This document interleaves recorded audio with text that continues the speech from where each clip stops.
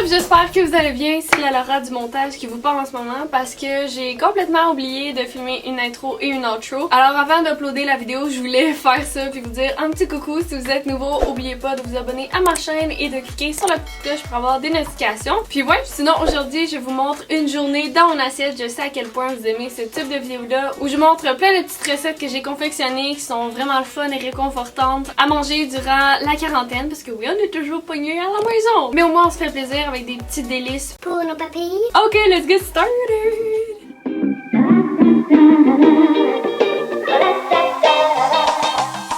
Et oui, tu as bien lu, on est fancy comme ça sur la chaîne de Laura Glamour. Pour déjeuner, je vais vous montrer ma recette d'œufs bénédictine qui a été inspirée dans le fond d'un restaurant à déjeuner que j'aime vraiment beaucoup à Sherbrooke. Je vais commencer par couper des champignons. Ensuite, vous pouvez prendre un oignon et moi j'ai décidé de prendre une échalote parce que c'était la quantité d'oignons que j'avais besoin et je la coupe finement. Et ensuite, vous allez pouvoir prendre une poêle, la chauffer et ajouter de l'huile de tournesol. Puis ensuite de ça, ajouter vos échalotes tranchées et les faire revenir un petit peu avant de venir mettre les champignons. Je vais pouvoir ajouter une cuillère à thé de cassonade avec environ une cuillère à thé de sirop d'érable, un petit peu de sel, brasser le tout et dans le fond, on va faire caraméliser les champignons et l'échalote française. Vous allez pouvoir prendre un chaudron, le remplir d'eau et le porter à ébullition. Ice coffee time! Alors, je mets de la glace dans mon verre. Ensuite, c'est le printemps, c'est la fonte des neiges. Donc, bien entendu, le sirop d'érable, on va en mettre partout. En plus, mon parrain est une érablière, fait que c'est vraiment parfait. Je prends toujours ça pour sucrer naturellement mon café. Ensuite, je vais ajouter du lait d'avoine. Je vais brasser et voilà ma petite recette de café glacé. Et là, pendant qu'on a fait ça, les échalotes et les champignons ont eu le temps de bien caraméliser. Je vais prendre des pains muffins anglais et je vais les couper en deux. Je vais ajouter un petit peu de beurre dessus et je vais les mettre directement dans le pan. Je les fais griller juste pour qu'ils soient un petit peu toasty puis qu'il y ait une belle petite couleur. Ensuite, je vais les sortir du feu puis je vais les mettre de côté. Et là, on parle d'œufs bénédictine, donc des œufs pochés. Alors, le truc vraiment magique, c'est d'ajouter du vinaigre dans votre eau. Ensuite, vous allez tout simplement faire un tout petit tourbillon avec une cuillère là, et voilà. L'œuf poché se fait tout seul. C'est tellement magique avec le vinaigre.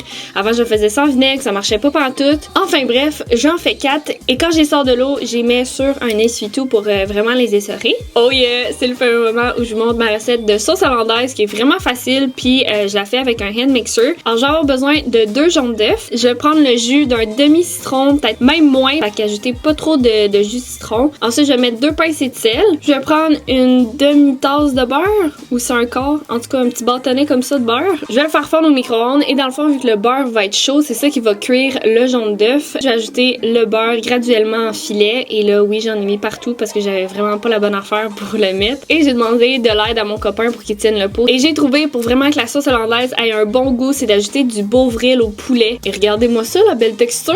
C'est vraiment satisfaisant. Fait que là, je vais sortir une assiette, je vais mettre mes petits muffins anglais avec de la mayonnaise. Ensuite, j'ai ajouté mes champignons et mes échalotes caramélisées. Je suis tellement fancy. Mes œufs pochés et la fameuse sauce hollandaise. Puis je vais rajouter juste un petit sprinkle de ciboulette séchée avec des petites tomates. C'est trop cute! C'est vraiment bon, c'est tellement le déjeuner parfait. Ça prend plus de temps que juste faire des toasts avec du beurre de pinot là, mais c'est tellement parfait, c'est tellement bon. Regardez mon œuf poché, trop parfait. Ah!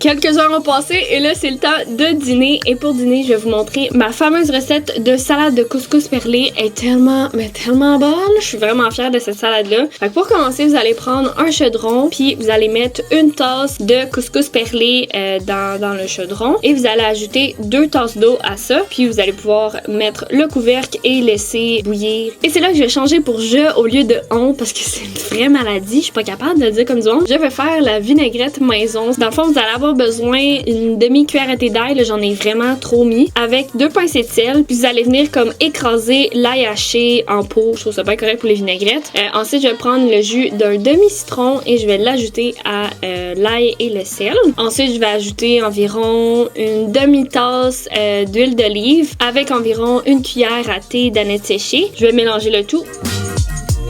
Et voilà, une belle vinaigrette maison. Et là, pendant ce temps-là, le couscous perlé a bien cuit. Fait que je vais juste le remélanger un petit peu et je vais l'enlever du feu. Et ensuite, je vais commencer à couper tous les légumes qui vont être ajoutés à ma salade de couscous perlé. Donc, je vais commencer par prendre des cœurs de palmier. Je trouve que c'est vraiment bon comme goût dans une salade de pâtes.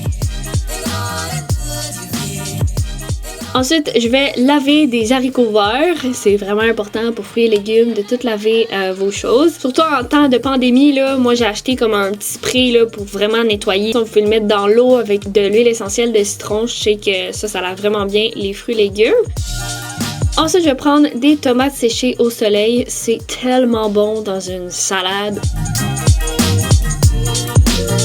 Ensuite, je vais prendre du feta et je vais couper environ 2 tranches comme ça que je vais mettre en petits bâtonnets et hacher finement comme ça. Et je vais l'ajouter à ma salade. Ensuite, je vais prendre une canne complète de pois chiches. Et là, c'est un truc qu'un abonné m'a donné. Puis j'étais juste tellement contente. C'est genre le meilleur truc ever. Dans le fond, tu mets les pois chiches dans l'eau et tu viens comme toutes les brasser avec tes mains. Là. Fait que ça fait que toutes les petites pleurs de pois chiches, ils viennent flotter. Puis tu peux les enlever avec un petit filet. Fait qu'en plus, tu fais comme un jeu de pêche. Genre, c'est vraiment le fun. C'est vraiment un bon truc. Puis ça prend bien moins de temps. Parce qu'en passant, j'ai entendu parler que la peau de pois chiches, ça donnait encore plus comme mal au ventre. Puis faire péter. Puis tout là. Pour ta prochaine date, là, ça me fait plaisir. OK! Fait que j'ajoute le couscous perlé et ensuite je vais brasser un petit peu. Puis je vais ajouter la vinaigrette maison au complet. Je brasse et voilà! C'est tellement bon là! Sérieusement, si vous recréez mes recettes, là, prenez-les en photo, mettez-les en story, en post Instagram, n'importe quoi, taguez-moi. Je vais tellement vous voir recréer mes recettes, là, ça me ferait trop plaisir. Puis genre, ça ferait ma journée de recevoir ça là.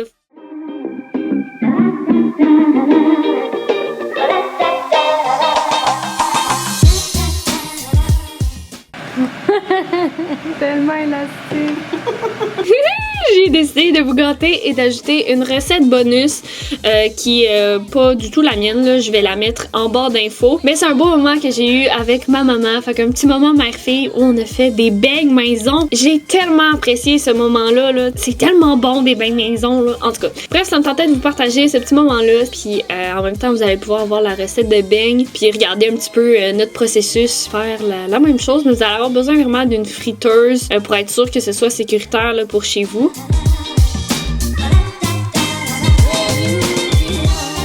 Pour cette recette-là, on a peut-être fait une erreur, mais on trouvait que les beignes, ils gonflaient pas autant que d'habitude. Mais sont super bons quand même. Là. Mais si vous voulez des gros beignes gonflés, là, je vous suggère peut-être de trouver une autre recette. Mais ceux-là, là, c'est vraiment des beignes à l'ancienne maison. Vraiment bons.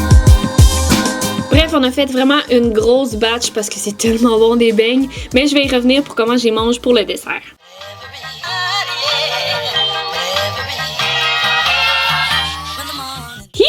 Pour souper, je vais vous montrer ma fameuse recette de soupe thaï que je suis tellement fière que je l'avais mis en highlight en story, mais là je l'ai enlevé. Puis j'ai remarqué que plusieurs d'entre vous la faisaient parce que j'ai eu plein de messages après. Oh, et où ta recette? Et où ta recette? Ben là, elle va être permanente sur YouTube avec une vidéo complète qui décrit tout comment je la fais. Donc comme vous avez vu, j'ai pris une grosse carotte et je l'ai coupée en petites languettes comme ça. Ensuite, je vais prendre 2 oignons verts et je vais les hacher finement comme ça. Puis j'ai décidé de prendre la moitié des oignons verts, le mettre dans un petit plat et de le réserver pour plus tard, dans le fond, pour le dressing. Ensuite, je vais couper en languettes encore. Je sais tellement pas comment on dit ça.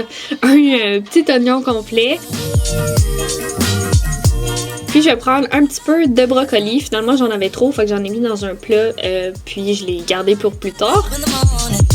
Bref, je vais prendre un gros chaudron et une fois qu'il est chaud, je vais ajouter de l'huile d'olive et ensuite je vais reprendre de l'ail haché en pot. Je vais environ prendre 2 cuillères à thé. Je vais le faire revenir un petit peu et ensuite je vais ajouter l'oignon et les oignons verts. Je leur fais prendre un peu de couleur et ensuite je vais ajouter le brocoli et les carottes. J'ajoute environ un quart à une tasse et demie d'eau juste pour qu'ils cuisent un petit peu à vapeur. Je trouve que c'est vraiment plus rapide. Je vais ajouter une cuillère à thé de sembal olek, je pense que c'est comme ça qu'on le dit. 2 cuillères à thé de sauce de poisson. Une cuillère à thé d'huile de sésame. Je vais mettre ensuite une cuillère à table de sauce soya et une cuillère à thé de sauce voisin. Je brasse le tout et je le fais cuire pour que les légumes prennent plein de saveur. Pendant ce temps-là, je vais prendre un tamis que je vais mettre dans le lavabo et je vais prendre un petit peu de crevettes comme ça. Et c'est des crevettes gelées, fait que je fais juste me prendre à l'avance pour bien les faire dégeler et je vais les rincer à l'eau froide pour les dégeler. Je vais prendre un bouillon de poulet à la thaï. Genre, je pense qu'il ajoute des épices thaï là-dedans qui fait que ça donne un petit petit goût de plus à ta soupe. Et ensuite, je vais ajouter une tasse d'eau à ça. Je vais mélanger et je vais porter à ébullition.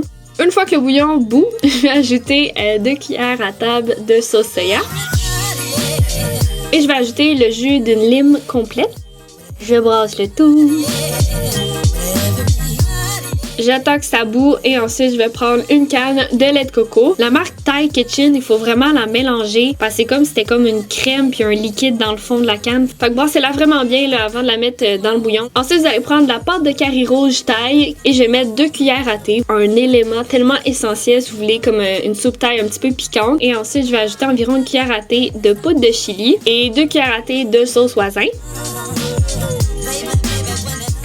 Ça, c'est mon goût préféré. Je vais ajouter des mini wontons au poulet et coriandre à mon bouillon. Fait que ça, c'est juste comme un petit bonus que j'aime avoir dans ma soupe Thaï. Je les prends au Costco. Et ensuite, mes crevettes ont eu le temps de dégeler. Fait que je vais enlever toutes les queues des crevettes. Ensuite, je vais prendre une poêle. Je vais la chauffer. Et juste avant, là, mes crevettes, je vais les essorer sur un essuie-tout. Là, j'en avais pas, fait que c'est une napkin. Je vais ajouter de l'huile à ma poêle et je vais faire revenir mes crevettes. C'est vraiment genre 2 minutes chaque bord, même pas. Puis je vais ajouter un petit peu de pâte de curry rouge juste pour donner un petit peu un goût aux crevettes. Et oh my god, on est déjà rendu au dressing time. Alors je vais prendre des nouilles de riz que j'avais déjà cuit la veille, en fait semi-cuit, parce qu'avec ton bouillon, il continue de cuire, fait que c'est important de les avoir semi-cuites. Et je vais tout simplement ajouter mon beau bouillon avec les dumplings, les petites crevettes, un peu d'oignon vert, 2 petites tranches de lime et tada!